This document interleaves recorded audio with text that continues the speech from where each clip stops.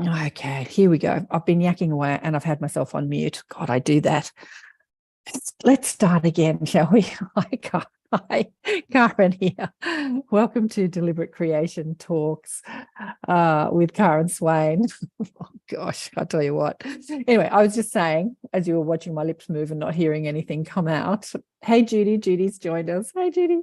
I was just saying that I was just chatting to the mob just before I went live, because I've made a bit of a commitment to show up live every Monday at 11 a.m., 11:11 actually, it was when I started, a.m. in Australia, which is a Sunday night in the Northern Hemisphere. And I said, what are we going to talk about today? And the guides always say, when I ask them this question, talk about what's been happening in your life, what you've been talking about, what have you been discussing lately? And the first thing that came to mind was I had a meeting here in my house recently to discuss a big festival that we're going to put on in Bondi, at the Bondi Pavilion this time next year. And it's with so my gorgeous friend, Joe Figliano wants to bring the conscious community together to collaborate and create a beautiful festival this time next year at the Bondi Pavilion, which is an iconic pavilion at the iconic Bondi Beach. So we had a meeting and we just talked about so many things about, who's listening to this conversation, who's joining events, why are they joining events, what do people want to know, where are they in their spiritual journey or their consciousness expanding journey. And something that we discussed was that the most important part of this spiritual journey or this consciousness journey that we're all on is to really clean up the subconscious programming that you've got going on that is a big part of your operating system as a human being. So we were talking about, we see so many people who jump on the sort of spiritual consciousness journey or the difference makers journey, the activists. They're coming from a heart-centered place, knowing that they are knowing at a deep level that we are one, that they are one with the rest of humanity and the earth. And they want to, make a difference and change the world. I want to change the world, but they don't do the personal work first. And I have a friend who has helped a fabulous documentary that came out recently at the end of last year. It came out called The Power of Activism. Go to thepowerofactivism.com and you can see it there. And this is about six Australian young women who are making a difference in the world. They're all activists. And what's the cost of being an activist in the world on you personally and financially, and what's the cost of activism in the world? It has a bent where she talks about, she's making a documentary about activism. How can she make a difference to any other documentary about activism? We're going to look at the dollar value that people who go out and change the world have in the environment in the world. And that's a really interesting topic to talk about. But they also talk about the personal cost it has on the women who are out there changing the world, climate change. And there's one girl, Gabrielle Stewart, who's going to places like Asia and Indonesia and wanting to stop people from killing sharks. She's an ocean activist, shark activist, and she personally paid the fishermen to stop killing the sharks for shark fin soups, and then educated them about how to make more money by using their boats for tourism and getting people to look at the sharks rather than slaughtering the sharks for, this shark fin soup. So it's really interesting, but what's the personal cost? And this is what we were talking about in the meeting. If you want to go out there and change the world, you really, really have to dive into the personal journey first and clean up any any messes that you've made in your life. When I was a young girl in my 30s, I did a personal growth workshop that talked about the messes that you've created in your life. Is that if there's people that you're not talking to, like an ex-husband, an ex-wife, an ex-girlfriend, a parent, a sister, a grandparent, you've had some trauma with them, then your participation in it means that you've created it along with what they've created too, even if you were the victim.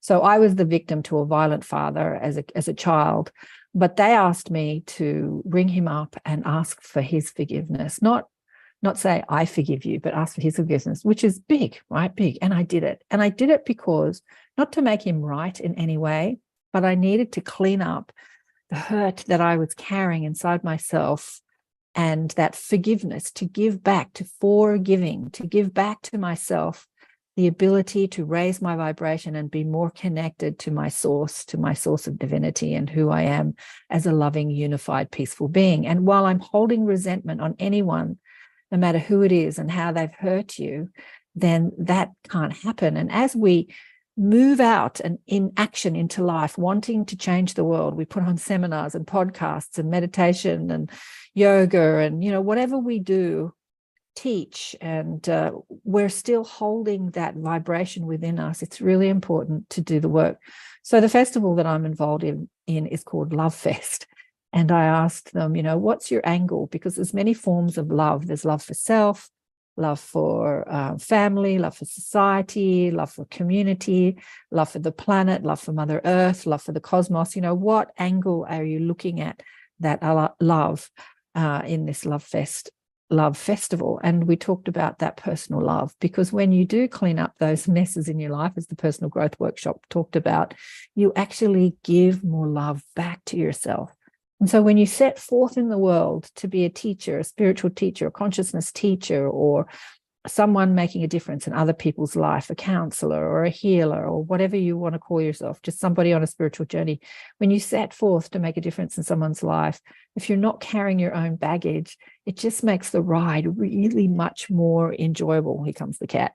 Much more enjoyable, and you don't get burnout. So what was interesting about this documentary called The Power of Activism is, for the first time in a documentary about activism, they were speaking about the consciousness component. Although they didn't call it consciousness, they spoke about the emotional component and how it's important to come back to self and back to your divinity and really come from that place of that connection, rather than coming from a place of anger. When you see things in the world that are not fair, that are terrible, that are upsetting, and you set forth to make a difference with your anger, like, I'm going to change the world, I've got to change this, I've got to stop this. There's a group that I belong to on a social media platform where there's a lot of that talk, and they're always posting, terrible things that are happening, corruption and lies and political corruption and, and pedophilia and all this stuff. And there's a lot of sort of pushback. When you're fighting the good fight from a place of resistance, that's when you get burnout and you get sick. So if you wanted to make a difference in this world and really be a part of the unification and who we are, changing this world, let me have a look at this.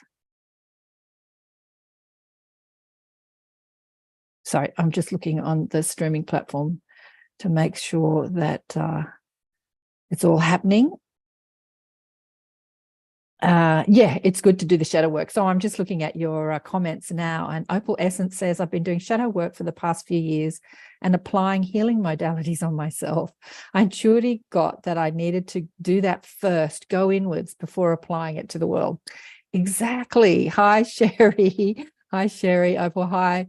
Hi, Opal Essence. And self-love and compassion first. Absolutely. And you know what? This is a journey that never stops. It's like you never reach, I guess you could if you're an ascended master, but for most people, let's say most people, the majority of people, you never reach this point where you're completely, this ascended being in love and light. You're always going to bump up against contrast in the world and contrast in yourself, which is going to activate negative emotion. And if we can understand that negative emotion is there to guide us in some way, that the pain that we live both emotionally and physically is our guidance system showing us how we're flowing our energy and where we have resistance to the flow of love, then the traumas that we go through personally, the pain that we go through personally, cease to be a victim of them, and you start to sense them as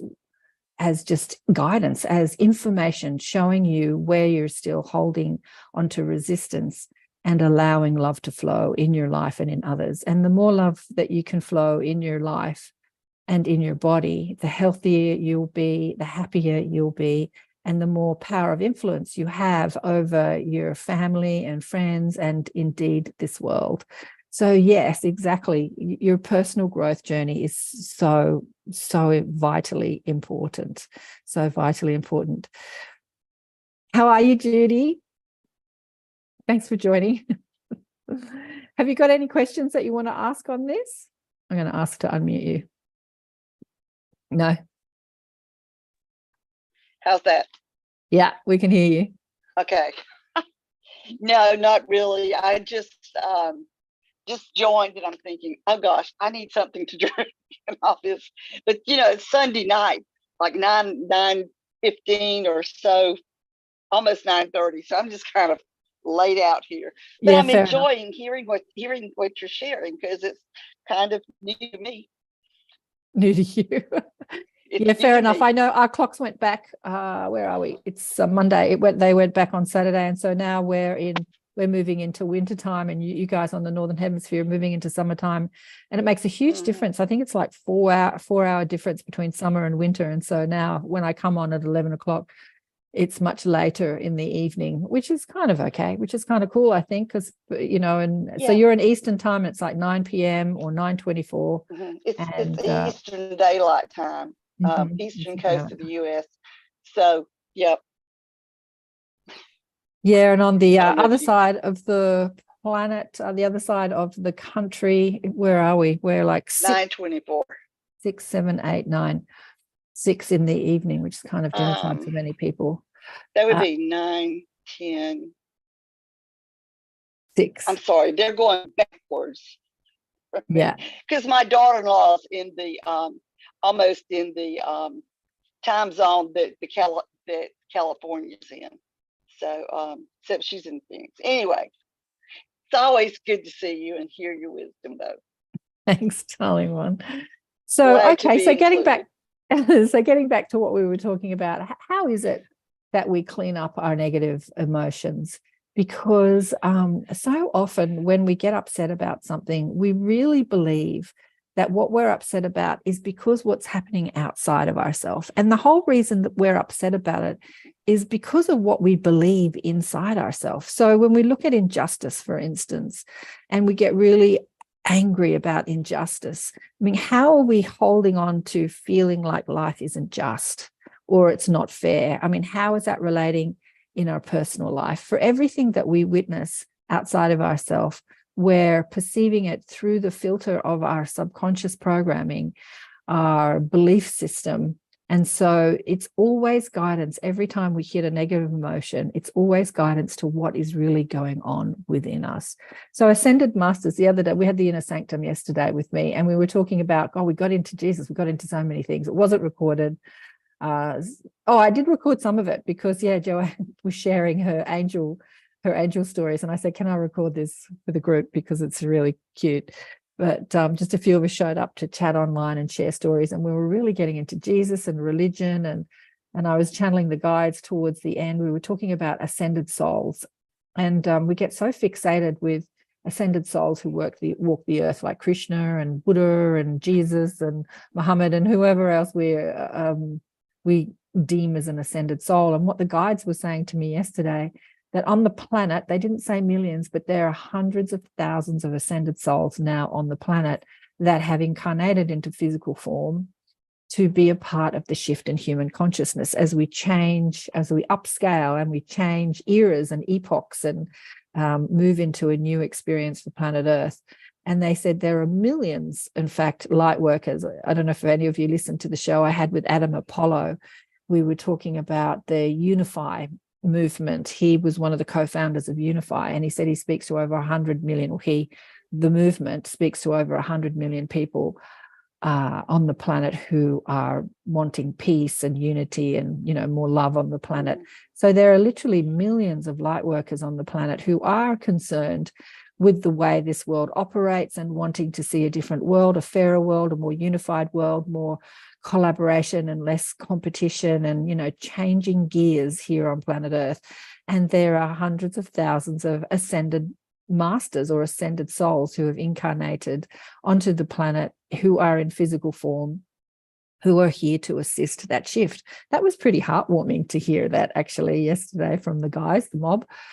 I shouldn't call you guys, you're not guys or girls, but the spiritual team that I speak to, who are, of course, the ascended masters. I call them a mob. I put them all into a big group, whether it's the galactics or the angels or the archangels or the ascended souls or the dead relatives or dead friends. I just shove them all into one group and call them the mob, because I'm talking to spirit, and different flavors come through and different intentions come through. And as I speak to different intentions, like when people are speaking about their dead loved ones, often the dead loved one will come through and talk to me, and I'll bring a message through, which is kind of nice. Or if they're speaking about Jesus, the energy stream that flowed through the being that was Jesus will come to meet me, or the Mother Marys or whatever, but it's all part of the spiritual mob. I just put it all into one big group. And so just because, sorry, I'm just going to mute you, Judy, just because, so how can I speak to them in spirit if they've incarnated on the planet into physical form? Well, you could speak to me in spirit. In fact, I have one of my favorite teachers, Michael Tamura, who has died. I think he said 7 times now. He's had 7 near-death experiences. The last time I put him on the show, he had 5, but I think he's had a couple since then. But I speak to him in spirit all the time. I often feel him around me as a spirit, because we are physically focused and spiritually focused simultaneously. We are not spirit and then that spirit incarnates into a physical body and now we're not spiritually focused, because we are multi-dimensional beings. So we are so much bigger than the body personality, the emotional body personality complex that we identify with as us.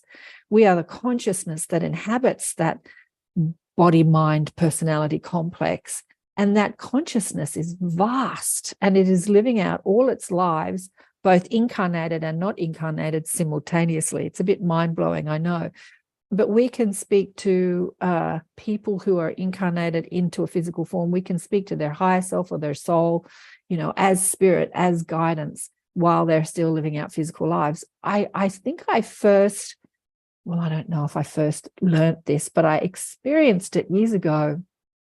My mother had died when I was 16, and she had reincarnated as a family member, and that family member was a child at the time when I was sitting in the shower. How old was I? I was in my 30s, late 30s, and I was just meditating in the shower, and my mother appeared to me in one of the most clear visions I've ever had of any spirit, of anyone in my life. I shut my eyes, and in clear color, I saw her face in profile, just like a floating head. And then that profile face turned and looked at me. When she turned and looked at me, and she'd been dead for years by then, when she turned and looked at me, I knew she had something to tell me, but I was really busy, so I shooed her away. And as I tried to shoo her away by opening my eyes, I got this sense of her, like I felt her so viscerally. It's so interesting to feel someone. It's like when you're beside someone in a room and you close your eyes and feel that presence when you're not looking at them, because we're so used to perceiving people through our 5 senses. Like we look at them, we hear them, we smell them even. But even when I was perceiving my dead mother at the time, I could smell her, I could feel her. It was like every sense was engaged, and it felt like she was standing next to me. And I was at a funeral for my first stepmother the other day, and it was the same feeling. We couldn't see her. In fact, her body was an open casket or open basket. She was in a basket. Loved that. She didn't want to be put into a big, expensive wooden box and then that burnt, because she was cremated. I love that they're not sort of chopping down trees to create these big funeral boxes. Anyway, so it was an open basket. So there was the focus on the body, which I kind of think is interesting because she's not inhabiting the body anymore. And I felt like she was standing right next to me. And it's interesting to have that sense of what it feels like to be in the presence of someone, when you can't see them. Like you could do it when people are sitting next to you on the couch. Just close your eyes, or maybe, like if you're in a house with your family next door, like they might not be in the room, but close your eyes and sense that presence with you in the house. And that's what it feels like to sense spirit. I've gone a bit off track. Let's have a look. 6:25 on the West Coast. Yes, and this is why we choose to come here, to have challenges and to overcome them and grow. Opal Essence is at, you're on a roll, darling. What's your real name, Opal Essence? This is your YouTube name. Love that name. I'd love to know your real name. So I'm all over the shop. Where am I going with this conversation? Do you know, Judy, where was I? I got off track when I was talking about mum and dead people. And You were talking for about the fact that the oversoul is still present while there are parts of it that are incarnate at the same time. Yeah, that's right. Because we get so linearly focused, and that we think that life happens in a linear timeline, the way we live our physical lives. But once we leave this physically focused experience, we no longer engage in linear time. From this physically focused experience, I don't really understand what time is like. I've heard people talk about it, and I've had this aha moment, as if I've remembered. But because I'm physically focused as I speak to you now, I kind of forget what that's like. And but I understand it. But even though I'm living in linear time, I sort of forget what that's like. So it can seem confusing. Oh, the guides are telling me. So they're using the analogy of the internet and watching things on the internet. So especially now that we have streaming, in the old days, when I say in the old days, programmed television means that you have to show up in front of the television to watch your program. But today, that's not necessary, because anything that you can watch on television, you can stream in your own time by getting in front of the internet and streaming it when you want to watch it. You don't have to show up when it's playing on the television. You can watch it in your own time. And what they're saying is that time on the other side is like that. You can experience anything in your own time. So you can experience the past, present, and future in the now moment anytime you want to, just like you can show up in front of your computer or on your phone and watch anything you want to watch in the time you want to watch it. They're saying time is like that on the other side. Interesting. Very interesting. And so what are we going to talk about? Deliberate Creation 101. These are about creating the life you want. And I think I started talking about creating a better world through first working on your personal stuff first, working on your subconscious programming first before you set forth into the world to change the world.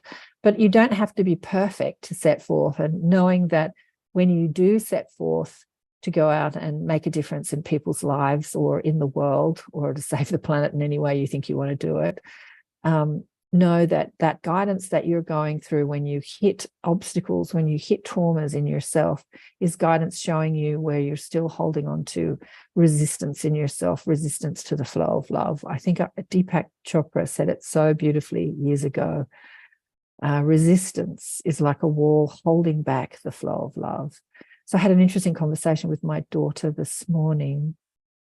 We were talking about relationships and how she was judging a relationship a family member has, and she doesn't like the relationship that they have. She doesn't like the person they're with. And I said, but it's not for you to choose who that person's with. That person's with, that, whatever's happening is their own personal journey. Don't judge their journey, because the soul has a different idea of what is wanted than the personality. And I said, like a mother who wants their child to be happy when their child is in a relationship that's tumultuous, we say, get out of that relationship and be with someone who's nicer and going to treat you kinder. But maybe the soul is choosing that relationship because they're learning so much from that relationship, especially if that person is someone. My daughter is very passionate about mental health, and she teaches people about mental health, and she teaches it through the way that she interacts with the ocean and free diving. And so she does attract a lot of people who have a lot of emotional problems. And as a mother, I would prefer her to be with people that make her happy. But then the guide said to me one night, how else is she going to know about mental health if she doesn't experience it firsthand in her relationships? And I'm like, oh, right, exactly. So I was explaining that to her as she was judging another relationship that she didn't like.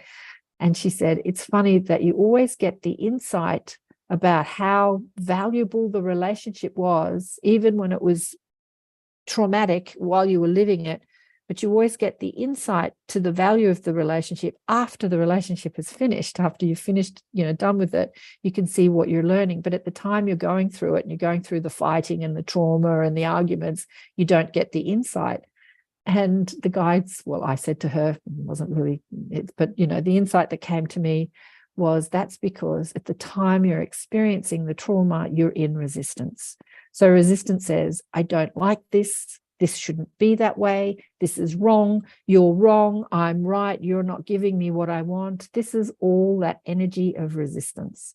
And when you're in resistance, whether it's against your relationship or your job or how your body is appearing or how you're experiencing, whatever you're experiencing, your body or relationships or the world, when you're in resistance, as Deepak said, resistance is like a wall holding back the flow of love.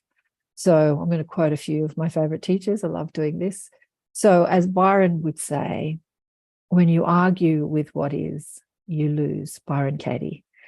But only 100% of the time. So resistance is arguing with what is. This shouldn't be this way.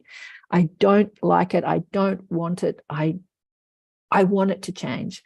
And that's fair enough that when you see something you don't agree with, you want it to change. But in order to get life to change, you have to first change yourself. You have to change what you believe about it or how you feel about it. And when you do, and you let go of the resistance in yourself, you'll be amazed at how quickly and miraculously circumstances can change, including the resistance in your own body, like pain. You'll be amazed. Like I was saying to the group yesterday, I was sitting on the couch watching Bridgerton, I think, some streaming platform at night. This is my life. It's so exciting, watching streaming platforms at night. I find it relaxing actually to turn off and just watch another, movie about something else. And I had this pain in my hip and I got off the couch and I could hardly walk. And I felt like a cripple walking around it. And I thought, I'm just stiff from sitting in a certain way. It'll be okay in the morning. Well, it wasn't okay in the morning. I got up in the morning and again, I could hardly walk. So there's some resistance going on in my body. And what I did was I had an Epsom salt bath and I used the golden white light to wash my energy body, to wash my physical body. And as I was soaking in the bath, not only was I washing my physical body through the bath, I put essential oils in the bath too, but I was washing my energy body in the bath. And I have to say, when I got out of the bath, I didn't feel miraculous, like all my pain was gone. But the next day I was completely pain-free. So just letting go of that resistance and seeing pain or negative emotion as something that is showing you that you're holding resistance and then dealing with it at the time. Let me go back here to any questions. Has anyone got any questions? Let me go to the live. Who's watching? How many people? Oh, we've only got 4 people online watching. Such a huge audience I get. So I don't guess there's any questions. Show live chat. No questions. Well, I might leave it at that for today. Unless you have anything you want to say, Judy. No. And I'll go off the live chat and I'll just have a chat with Judy. Yeah. Okay, I unmuted myself. Is that okay? Yeah, sure. So the message for today's deliberate creation is, before you want to change the world, look within, as where's my restream going? As Opal Essence said, yes, self-love and compassion first, do the shadow work. I posted something on Instagram which I thought was really cute. It was a meme that somebody said there was a little toddler who had discovered her shadow. She's in the sun, and obviously the sun's low in the sky, so there's this nice big shadow in front of her, and she's trying to run from her shadow, and she's screaming like she's terrified of her own shadow. She's going, ah! And she turns around thinking she can get away from it and looks down, and there's this big black shadow. And she goes, ah! She falls over and starts crying. And the meme was, I can't remember what it said, but something like, when you discover your own shadow, trying to run from, anyway, I can't remember what it was, but it was hilarious, scared of our own shadow. So we shouldn't be scared of our own shadow. The shadow work is so important because the shadow work is the contrast we experience in this world is all part of what this world's all about. And it has valuable things to teach us, the shadow work. So don't be scared of the shadow work. All right, guys, thanks everyone for listening and watching, to the people that are listening and watching to this after the live stream. And I'll be here this time. As I said, the clocks have changed, so it's probably a different time for you, same time for me, 11 a.m. in Australia, which is, between 6 and 9 in the northern hemispheres. And now that we've put our clocks back, the east coast of Australia is now all on the same timeline, because in summer, when we put our clocks forward in New South Wales, the state above us, which is closer to the equator, doesn't want their clocks to go forward. So then we have two different timelines. So it's, crazy. But we're now on the same timeline, and a couple of hours before us, around lunchtime, is New Zealand. And I'm going to be doing another Meet Your Spirit Guide course, which is getting you connected to your spiritual team and the subtle energy of spirit. It does incorporate deliberate creation. It incorporates meditation and tuning up your vibration so that you can perceive subtle energy, and also doing that readings on each other so you can get that feedback. So let me know if you're interested. I haven't put a date yet. I need to gather at least 6 people online to do it. It's not expensive. It's $295 Australian, which works out at, it's about 180, I think, American, and maybe about 200 Canadian. And then I say that whoever has done the course can come back and redo it again as many times as you like, and just do a donation. You don't need to pay again. So let me know if you want to come and do the course. I'd love to see you there. Meet your spiritual team. We do a guided meditation and activation to activate your subtle body, your light body, and to get you tuned up so that you can more readily perceive subtle energy, the subtle energy of spirit, your own inner self or inner being, talking to your higher self, your mob, your team, your friends in spirit who have left this world, your galactic team, the angels. They're all yakking to us all the time. And it's so great to have them online so that you can hear them like you're never alone. So let me know if you want to do that, and I'll catch you next time. Big love. Bye for now.